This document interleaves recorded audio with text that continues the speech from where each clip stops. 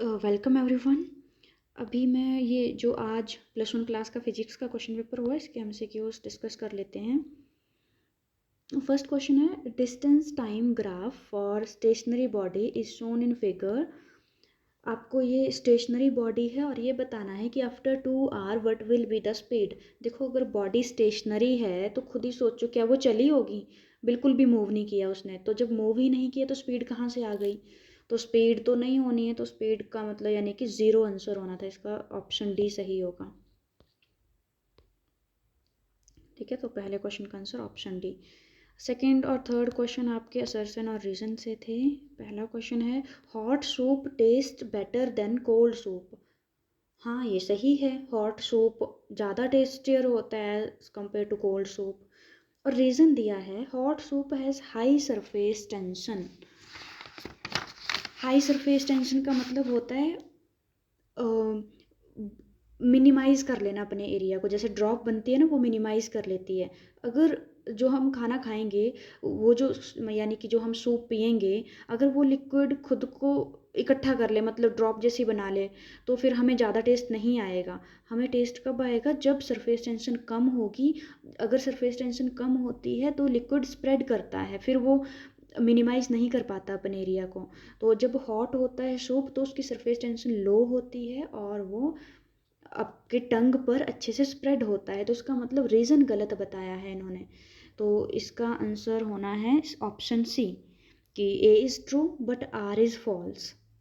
तो question number 2 का answer हो जाएगा सी ऑप्शन। ठीक है, सी होगा। A is true but R is false. Question number 3 है, the force of friction between narrow types and road is equal to force of friction between wider tyres. Narrow tyres होना था ऊपर, ये उसकी typing mistake है। Tyres and ये कह रहा है कि फोर्स ऑफ फ्रिक्शन, अगर गाड़ी के टायर पतले होंगे तब, और अगर गाड़ी के टायर मोटे होते हैं तब सेम रोड पे क्या फ्रिक्शन सेम होगा, ये बोला है। हाँ, सही है। टायर्स चाहे थिकनेस पर डिपेंड नहीं करता है फ्रिक्शन। और असर्शन सही है, force of friction opposes the relative motion of object. हाँ, ये भी सही है, बट जो उन्होंने असर्शन बोली है उसका रीज़न नहीं है। ये स्टेटमेंट सही है बट रीज़न नहीं है सही। तो इसका मतलब कि ए एंड आर दोनों सही हैं, but R is not correct explanation. तो इसके लिए बी ऑप्शन सही होना है। नेक्स्ट आपको ये दिया था पैराग्राफ, बहुत इजी था। When two body stick together, तो आपको बताया है, इसमें लिखा है कि तो वो क्या होंगी, परफेक्टली इन इलास्टिक। तो ऑप्शन डी इस क्वेश्चन का आंसर हो जाता 4 का। नेक्स्ट क्वेश्चन ये भी दिया है, पहले ही पैराग्राफ में लिखा है कि सारी की सारी टाइप के कोलिजन्स में लीनियर मोमेंटम कंजर्व रहती है। Next question number 6, movement of tip of minute clock, ये सर्कुलर होता है। और एक और देख लो, रोटेशनल एनालॉग ये टॉर्क के बराबर होता है। तो ऑप्शंस में देखो कि ए का सी कहाँ पर है? ऑप्शन सी में है। और 4 का ए, यानी कि 4 का ए किस में है हमारे पास? हाँ, ठीक है, ऑप्शन सी सही होगा इसका। ऑप्शन सी आ जाएगा इसका आंसर। यानी कि मूवमेंट होगी सर्कुलर, रोटेशनल एनालॉग टॉर्क होता है। और ये तो सबको पता है, stone falling from the height, तो वो कैसी होगी? लीनियर मोशन आएगा। और एक बच गया मूविंग व्हील, वो रोटेशनल, रेशनल नहीं होगा, रोटेशनल होगा यहाँ पे। तो इसका क्वेश्चन नंबर 6 का सी हो जाएगा सही। नेक्स्ट बहुत ही आसान सा था,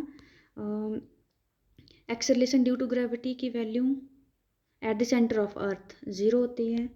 तो इसका सी हो जाता पहले का। एस के वेलोसिटी 11.2, यूनिवर्सल कांस्टेंट बी, और एक्सेलरेशन ड्यू टू ग्रेविटी 9.8। तो इस क्वेश्चन का डी ऑप्शन सही होगा, क्वेश्चन नंबर 7 का। क्वेश्चन नंबर 7 का डी हो जाएगा। क्वेश्चन नंबर 8, टेंसाइल स्ट्रेस है तो स्ट्रेस ही, तो स्ट्रेस का formula force per unit area. तो फोर्स का डायमेंशनल फार्मूला, फोर्स का ऐसा यूनिट न्यूटन और एरिया का मीटर स्क्वायर। तो ये हो जाएगा न्यूटन पर मीटर स्क्वायर। नेक्स्ट है, the door of domestic refrigerator is kept on while the switch is on. The room, जब ये अगर हम डोर को ओपन रखते हैं इसकी फ्रिज के डोर को, तो वो रूम ज़्यादा हॉट हो जाता है। Question number 10, specific heats of diatomic gas.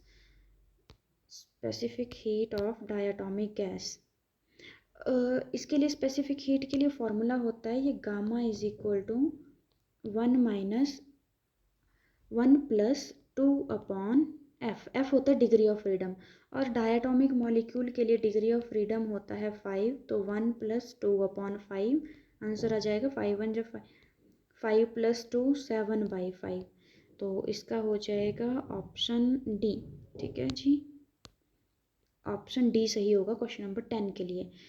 Question number 11 है, आपको इक्वेशन दी है SHM की y is equal 10⁻² sine 10πt + π/6 metre.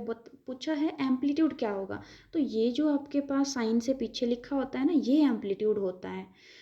ये क्वेश्चन आप लोगों ने ऐसे पढ़ी होगी, y is equal to a sine ω t + phi, ऐसे पढ़ी होगी।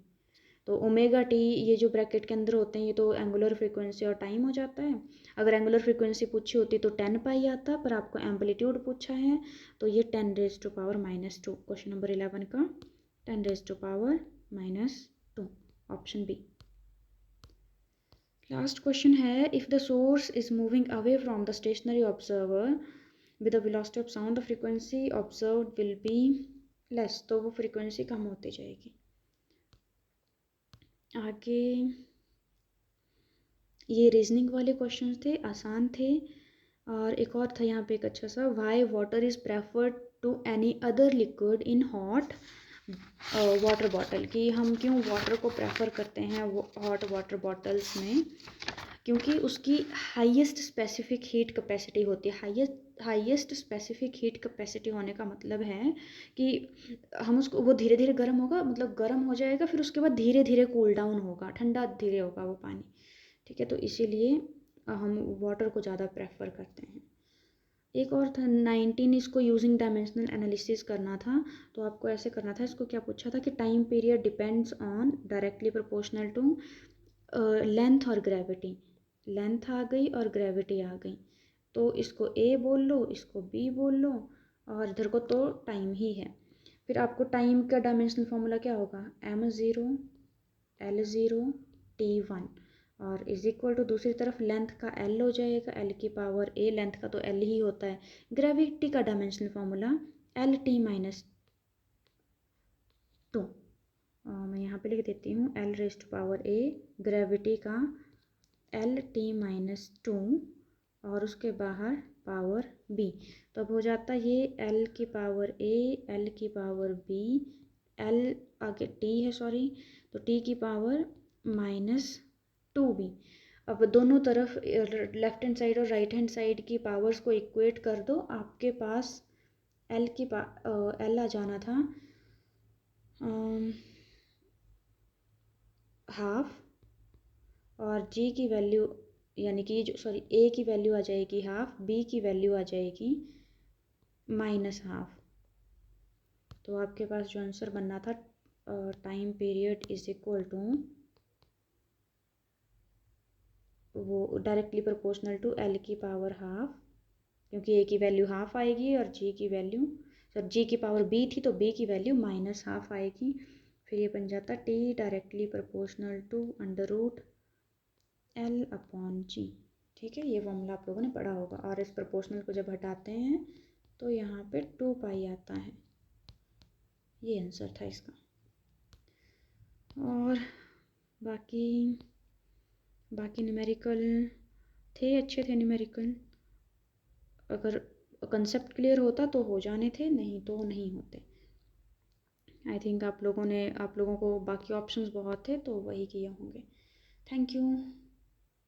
हाँ, एक और बात, वैसे तो ये मैंने अभी थोड़ा आराम से ही किया है और सही हैं सारे ऑप्शन, यानी कि सारे MCQs के आंसर, पर फिर भी इन केस अगर आपको वहीं पे किसी में डाउट होगा तो बता दीजिएगा। और बाकी जो मैंने शेयर किए हैं क्वेश्चन पेपर, उनमें केमिस्ट्री में 2 गलत हो गए थे क्योंकि मैंने जल्दी जल्दी किया था उनको। तो मैंने डिस्क्रिप्शन में उनका आंसर करेक्ट भी कर दिया है, ठीक है, तो आप वहाँ से चेक कर लीजिएगा। Thank you.